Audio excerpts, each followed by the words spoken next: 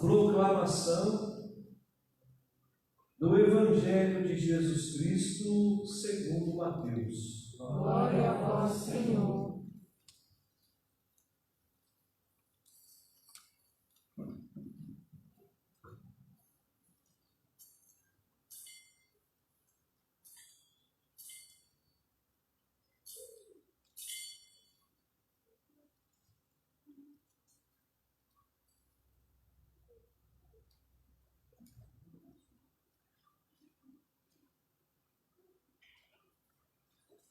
Naquele dia, Jesus saiu de casa e foi sentar-se às margens do mar da Galileia.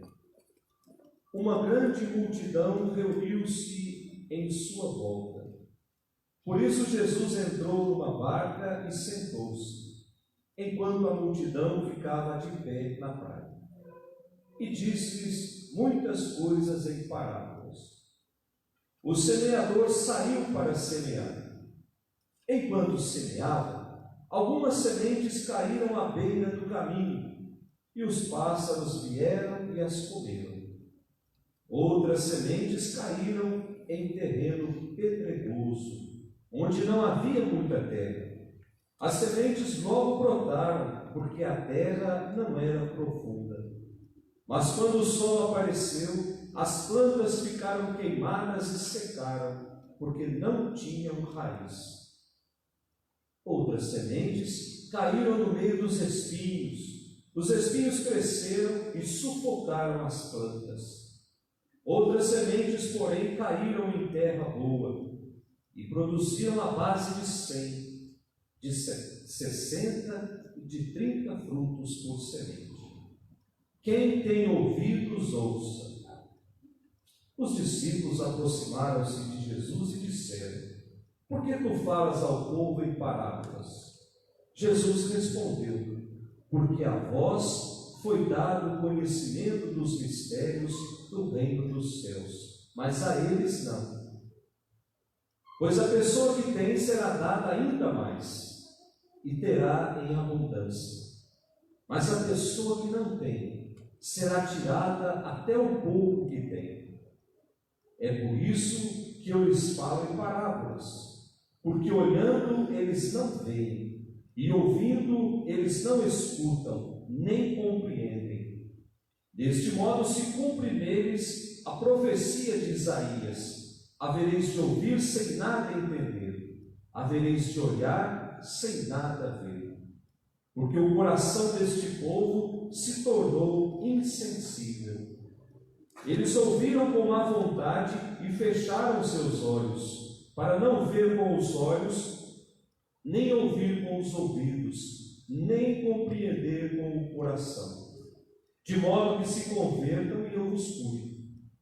Felizes sois vós, porque vossos olhos veem e vossos ouvidos ouvem. Em verdade vos digo, muitos profetas e justos desejaram ver o que vedes e não viram, desejaram ouvir o que ouvis e não ouviram. Ouvi, portanto, a parábola do semeador.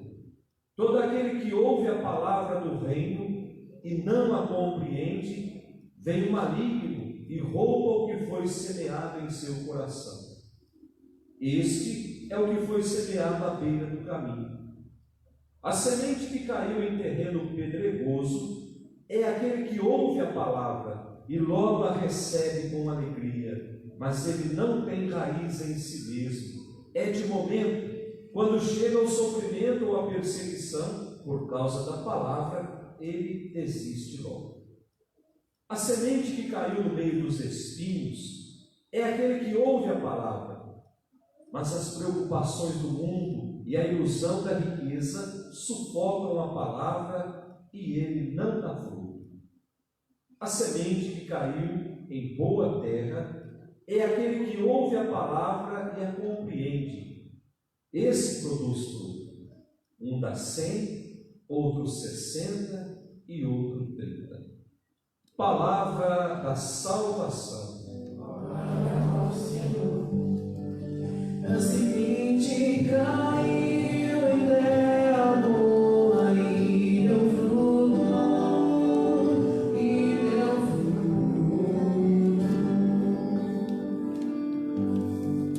Podemos sentar? Caríssimos irmãos que nos acompanham pelas redes sociais, nós estamos meditando as leituras do 15º domingo do tempo comum. Esse domingo tem como tema, tem como momento de reflexão a questão da semente, que nós vamos meditar lá no Evangelho, mas a liturgia também, nesse final de semana, nos convida a tomarmos consciência da importância da palavra de Deus na nossa vida. Qual é o lugar que a palavra de Deus ocupa no meu dia a dia? Dependendo da resposta, não vale nem a pena terminar a missa. Podemos ir embora. Qual é o lugar que a palavra ocupa dentro da minha casa? Qual é o lugar que a palavra ocupa lá no meu ambiente de trabalho? Portanto, é importante essa resposta, que nós vamos dar com o nosso coração. A primeira leitura que nós ouvimos, tirada lá do profeta Isaías, no capítulo 55, nós sabemos já que o livro do profeta Isaías é o maior livro que tem dentro da Sagrada Escritura. Aqui já está no capítulo 55. E esse livro, ele divide em 3 partes muito importantes. A primeira parte acontece antes do exílio na Babilônia, a segunda parte acontece durante o exílio e a terceira parte depois do exílio. Então, se nós estamos aqui no capítulo 55, é o finalzinho do livro, então já estamos depois do exílio. Nós sabemos que o profeta exerce essa missão profética antes do exílio, durante o exílio, depois do exílio. Isso é fato. E nesse trecho aqui, que é depois do exílio, a missão do profeta não é outra coisa senão manter a esperança do povo acesa. Porque estavam voltando de uma experiência triste, voltavam amargurados, estavam desiludidos, decepcionados. É por isso que muitos teólogos chamam o livro do profeta Isaías de livro da consolação. Porque primeiro o profeta anuncia a libertação do exílio. Depois ele fala da restauração de Jerusalém. Jerusalém será reconstruída de novo, será bonita de novo, será bela. E esse trecho de hoje, que já está no finalzinho do livro, o profeta vem falar da eficácia da palavra de Deus, que foi proclamada lá no exílio. Portanto, foi proclamada 40 anos antes dessa experiência. Gente, nós estamos aqui no ano 550 antes de Cristo, em que a comunidade já está farta de belas palavras, em que a comunidade já está farta de promessas que não se cumpriram, principalmente a promessa de libertação anunciada por muitos profetas.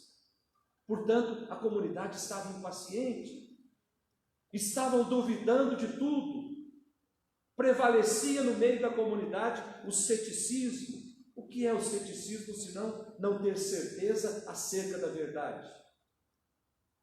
Portanto, isso aos poucos vai minando a fé daquela comunidade. Vão perdendo a fé, vai deixando a fé de lado. E aí surge uma questão exatamente para contrapor com tudo isso. Eles começam a se perguntar: será que as promessas que Deus fez para nós, será que elas vão se concretizar? Será que Deus não está demorando demais com algo que exige uma intervenção imediata? Gente, é essa pergunta que nós fazemos hoje. Diante dessa desgraça que está consumindo o nosso planeta, nós perguntamos, por que é que Deus não age rápido? Eu já escutei muito isso nesses 3 últimos meses. Onde é que Deus está que não age rápido para acabar com tudo isso? Essa era a pergunta que se fazia 550 anos antes de Cristo. Será que Deus esqueceu de nós? Aí o profeta vem dizer, não. Deus jamais esquece o seu povo, porque Deus é eternamente fiel. Sua palavra, ela é eficaz, é algo que transforma, é algo que gera vida. Aí ele começa a utilizar o exemplo da chuva e da neve, nessa primeira leitura, que descem do céu, que fecundam a terra e multiplicam a vida nos campos. Assim diz ele, é a palavra de Deus, ela não volta para o céu sem antes se concretizar aqui na terra, mas no tempo de Deus. Nós não podemos condicionar Deus à nossa vontade. Olha só o poder que tem a utilização de uma imagem para explicar algo que nos é importante. Quando a primeira leitura fala da chuva e da neve, nós sabemos que a chuva e a neve, elas ajudam a aumentar o fluxo dos rios. E aqui mais precisamente, lá do Rio Jordão, porque isso se passa lá na época de Jesus. A chuva e a neve aumentam o fluxo do rio e por onde o rio passa, ele vai deixando rastros de vida. O Rio Jordão corta todo o território de Israel. E por onde ele vai passando, vai ficando as marcas da vida, as marcas da fecundidade. E aí ele vem dizer, a palavra de Deus é como essa água que cai do céu, que gera vida, que alimenta o seu povo. Olha que imagem bonita ele utiliza para falar da palavra. Então nós não precisamos nos preocupar. A palavra foi semeada, a semente foi lançada, e agora essa semente precisa do descanso para ela ir criando forças e ir se transformando numa árvore bonita. Depois da nossa segunda leitura, a carta de São Paulo aos Romanos. Nós estamos lendo essa carta já aos 3 ou 4 domingos. E essa carta de São Paulo aos Romanos, Paulo continua oferecendo uma catequese sobre o caminho que eu preciso seguir para acolher a salvação que Deus nos oferece, que é dom de Deus, que nos oferece por Jesus Cristo e que atua em nós pelo Espírito Santo. Nós vimos isso domingo passado. Salvação Deus nos oferece sem merecer. Nós não merecemos ser salvos, mas Deus insiste em nos oferecer através de Jesus. E essa salvação, ela vai agindo dentro de nós pelo Espírito Santo. É o que Paulo diz. Então Paulo vem dizer, nós precisamos seguir o exemplo de Cristo. Ou seja, aí nós lembramos do domingo passado, deixar para trás a vida segundo a carne e aderir à vida segundo o Espírito, a vida no Espírito que meditávamos no domingo passado. Para Paulo, o homem não é o único interessado na opção por uma vida segundo o Espírito. Aí é o texto de hoje. Toda a criação está dependendo da escolha que o homem faz. Mas isso significa o quê? Significa que se o homem aderir a Cristo e passar a viver uma vida segundo o Espírito, ele vai superar a morte, que é fruto do pecado. Então o resto da criação será libertada e nascerá um novo céu e uma nova terra. Dá a impressão que é difícil de compreender, mas se nós mergulharmos bem no texto, nós vamos ver que é fácil. São Paulo está explicando de uma forma muito simples. Portanto, toda a criação, ela aguarda ansiosamente que o homem escolha a vida segundo o Espírito. E aí vai nascendo, no meio das dificuldades, no meio da dor, no meio do sofrimento, esse homem novo, esse novo céu, essa nova terra. Portanto, é uma questão de escolha. E Deus vai dando as pistas para que a escolha seja segundo o Espírito. Mas, diz São Paulo, essa escolha pode gerar dor em nós, porque precisa superar em nós o egoísmo, precisa superar o comodismo, o orgulho. Precisa ser uma escolha que eu entregue a minha própria vida a serviço de Deus, a serviço da palavra e a serviço dos irmãos. Por isso a dor, por isso o sofrimento. E aí ele usa as dores de um parto. Eu não sei se vocês perceberam. Uma mulher, quando vai dar à luz, ela sente dor. Mas é uma dor que passa quando ela vê a alegria de uma vida que nasceu. Olha que coisa linda, gente. A dor do parto é dor igual qualquer outra dor, mas é uma dor que se transforma em alegria. E para nascer esse homem novo, São Paulo está dizendo, eu preciso passar por uma dor, eu preciso deixar sair de dentro de mim aquilo que me impede de ser melhor. Dizer isso para uma pessoa que vive mergulhado na corrupção é dizer, não faça mais corrupção, não seja mais um corrupto. Isso para ele vai gerar dor, porque ele precisa deixar de lado aquele comodismo que ele conseguiu, muitas vezes, às custas da miséria do outro. Deixar uma prostituta deixar de ser prostituta, vai ter que gerar dor. Então, tudo aquilo que faz com que eu nasça um homem novo, vai ter que gerar alguma dor. E essa comparação de São Paulo, ela é extraordinária. É uma dor que depois vai se transformar em alegria. Eu não conheço nenhuma mulher que não sentiu dor na hora do parto, a não ser que estivesse anestesiada.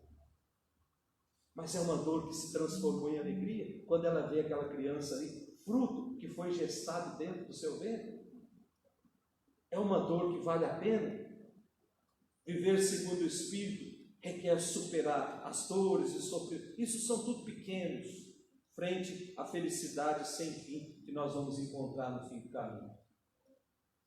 E por fim, o nosso Evangelho de hoje, o capítulo 13 do Evangelho de São Mateus, nos apresenta uma parábola, ou seja, uma imagem para que a gente compreenda melhor, através da qual se ilustra uma mensagem importante, se ilustra o ensinamento. Esse tipo de linguagem usada aqui nesse Evangelho já existia na época de Jesus. Não foi Jesus que inventou as parábolas. Era uma forma de comunicar com as pessoas mais simples. Porque as parábolas faz com que eu fuja daquele discurso muito racional, daquele discurso muito lógico, muito frio, muito típico lá no Ocidente.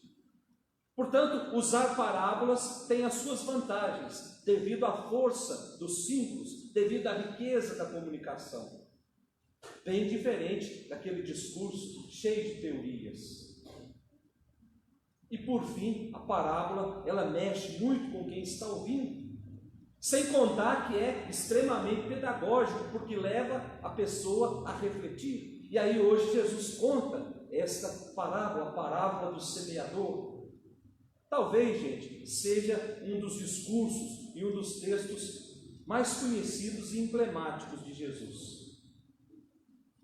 Diz o texto ou diz o Evangelho, que o homem saiu para semear. Parte da semente caiu à beira do caminho, os pássaros comeram. A outra parte caiu num terreno cheio de pedra, então não tinha como a raiz crescer. A outra parte caiu no meio dos espinhos, e aí os espinhos cresceram mais rápido e sufocaram a semente, e uma parte caiu em terra boa.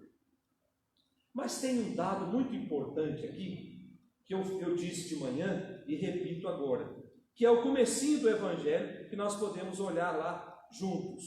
Naquele dia, Jesus saiu de casa e foi sentar-se à margem do mar da Galileia.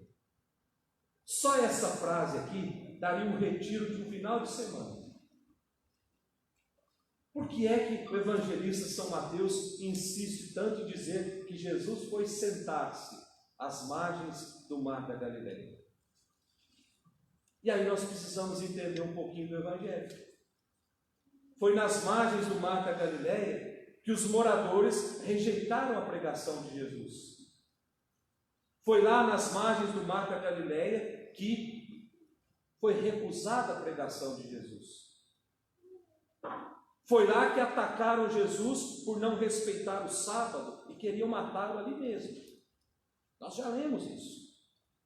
Depois, lá nas margens do mar da Galileia, disseram que Jesus expulsava os espíritos maus agindo por Beelzebul, que Jesus era enviado de Satanás. Foi lá nas margens do mar da Galileia que pediram para Jesus: dê-nos um sinal para que a gente acredite no Senhor. Foi lá nas margens do mar da Galileia que aconteceu tudo isso. Portanto, Jesus volta para um lugar onde só existiu crise. Jesus volta para um lugar onde só questionavam a sua pregação, para dizer da importância, da insistência em semear a palavra, mesmo nos lugares onde ela é rejeitada. E aí ele vem dizer: coragem, não desanimem. Apesar do aparente fracasso, o reino de Deus é uma realidade. O resultado será algo surpreendente.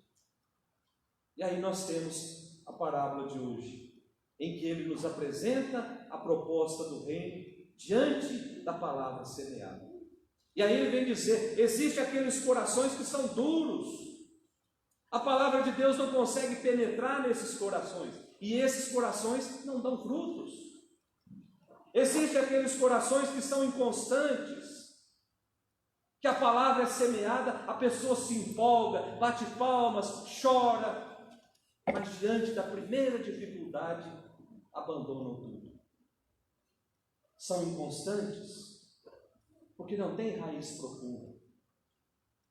E aí ele continua dizendo: existem aqueles corações que são interesseiros, que sempre dão prioridade às coisas materiais. Então a palavra é semeada nesses corações, mas ela é sufocada pelos outros interesses. Mas existem aqueles corações disponíveis, abertos aos desafios do reino. Nesses a palavra é acolhida.